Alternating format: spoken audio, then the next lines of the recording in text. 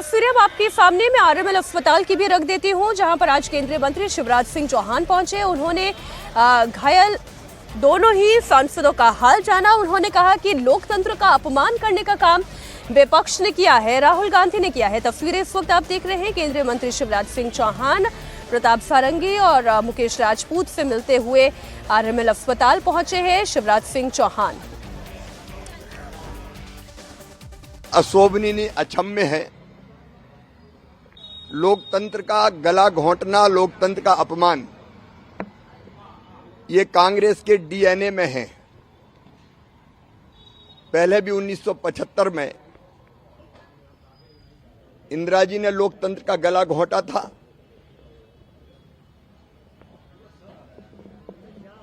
और लोकतंत्र को पूरी तरह से समाप्त कर दिया था।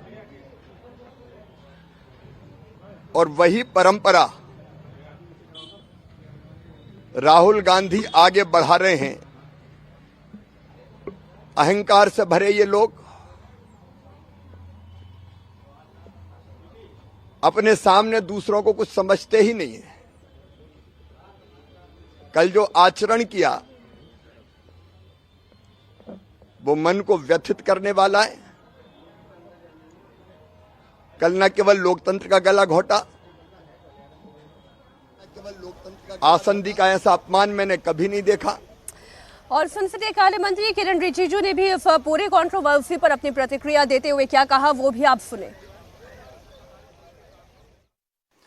एक नागालैंड के हमारे महिला सांसद को जिस तरीके से अपमान किया और फिर 2 लोकसभा के सांसदों को चोट पहुंचाया, उसको लेकर के एनडीए के एमपीज बहुत नाराज हैं, आक्रोश हैं।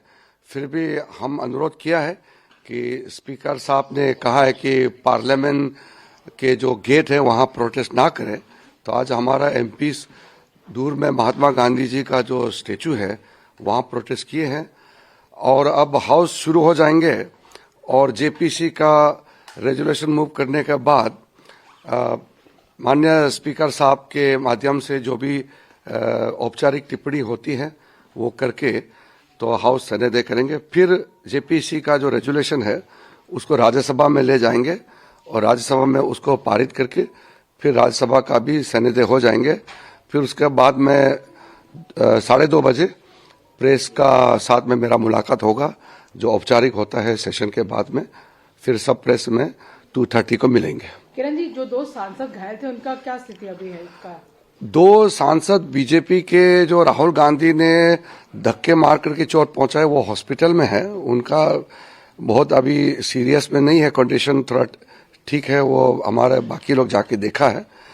तो बाकी हम लोग का एमपी नाराज है, आक्रोश है, लेकिन फिर भी हमारा एनडीए के सांसदों को हमने बहुत अच्छी तरह से समझाया है।